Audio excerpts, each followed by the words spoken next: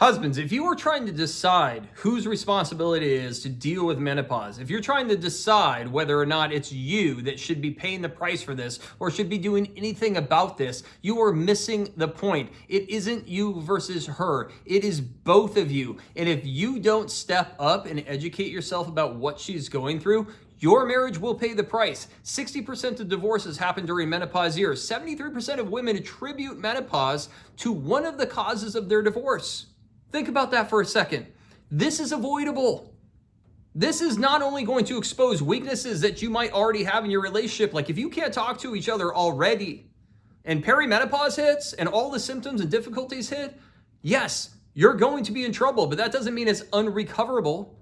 You just have to be aware of what's going on. This is avoidable because the communication breakdown that takes place, because of the confusion that takes place, because she doesn't even understand what's going on, and you know that you and I don't.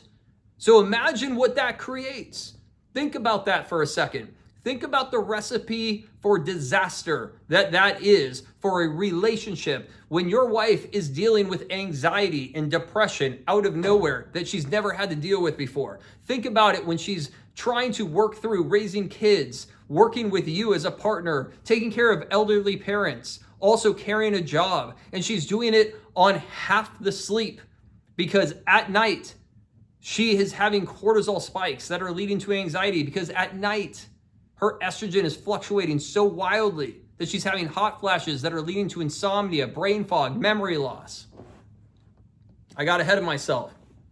Let's talk about what is happening so that we can understand why it's happening. She is having mood swings that are unpredictable. I'm sure you've noticed. And these used to be predictable. And they used to happen once a month for a period of time. And we all know that to be her period, right? PMS, premenstrual syndrome. And you're also seeing a loss of libido. The sex drive is going down, right? She's feeling like the intimacy isn't that interesting anymore. She doesn't even want to be a part of that. It's almost like standoffish. Yeah, that's what you're seeing, but it's happening not for the reason you think it is. She's not pissed at you. She's not somebody different than the woman that you married.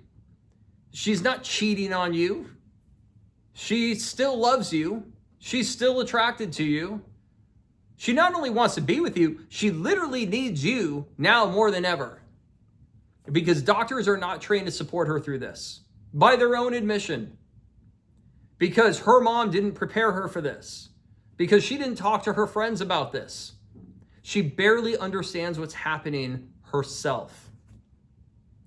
So here's why it's happening. She's losing 3 hormones. You don't have to be an expert in this. You just have to know a little bit. And I'm going to try to give you a little bit. She's losing 3 hormones: estrogen, progesterone, and testosterone. The reason why you need to know that is because estrogen does a number of things in her body that are affecting the things that you're seeing. It is responsible for mood regulation. It impacts temperature regulation, which is causing those hot flashes, which is why she's arguing about the thermostat. It impacts her libido along with testosterone, which is why her libido is dropping because she's losing these hormones, and thereby the sex drive is going down. It is a natural lubricant in the body. She's in pain physically because she has frozen shoulder that is excruciatingly painful. It can last 3 to 4 years because her joints are locked up because she's losing this lubricant. Sex actually hurts because she's got something called dry vagina because she's lost this lubricant in her body. These are the reasons why this is happening. Those mood swings, out of her control. Women have literally explained this as I hear a voice in my head telling me to stop acting the way that I am. Stop saying what I'm saying. In the present moment, I can hear this, right? Stop. I know that I'm raging right now. Stop. And they can't. They hear it, but they can't. It's like telling somebody with depression that they just stop being sad. Telling somebody with anxiety, stop being scared and worried. If they could choose not to go through those things, they would do it. If she could choose to not act that way, she would. If she could choose to get more sleep, she would. Women didn't ask for this. They didn't sign up for this. They weren't prepared for this. And I know you didn't either, right? Like, you weren't prepared for this. I know I wasn't.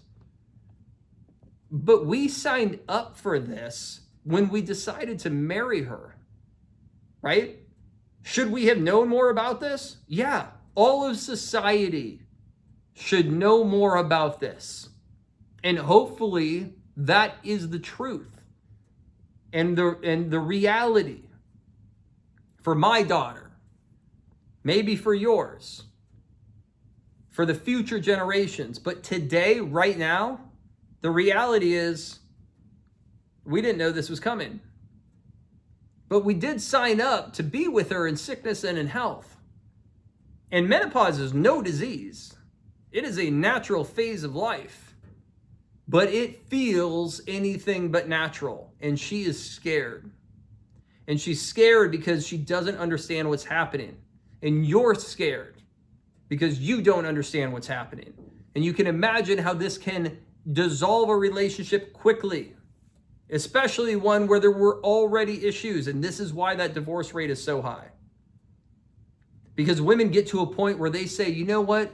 I can't care about all the little things anymore. I can't afford to care about everyone and everything around me anymore like I have for all of these years. I can't meet those expectations. I can't meet these societal expectations of how I'm supposed to look and how I'm supposed to act and how I'm supposed to feel and what I'm supposed to do. So they decide, you know what? I'm not going to care about the bullshit anymore. I'm going to prioritize myself. I still love my husband. I still love my friends. I still love my family. I don't want to get divorced. I'm not saying I don't care about my marriage. But I am going to stop caring about these other things because I have to worry about surviving this. And when that happens, it can be interpreted as the other things. She doesn't care about you. She doesn't care about her friends. She's not who she used to be. It can be interpreted that way. But it gets interpreted that way by men who don't understand what's going on. If you understand just a little bit, take 10 minutes right now. If this video so far, if you're still here, that's a good sign. That means you care enough. Watch another one. Or go watch Dr. Mary Claire Haver. Go listen to a podcast. Do anything to educate yourself just enough so that when you have an open conversation with her, so that you can have an open conversation with her, you're not coming from nowhere, right? You understand enough. You don't have to explain anything to her. That's not what we're talking about. That's not why you're getting educated. You're getting educated so that when she tells you what she's going through and how she's feeling, you're not like, you're making that up. That's not real. But that is what men are saying. So it's no wonder it's causing the problems that it is. It's no wonder it's causing the divorce rate that we're seeing. Imagine how you would feel if you were going through these things that you knew were not only hard, but largely out of your control, and you were being judged and blamed for it.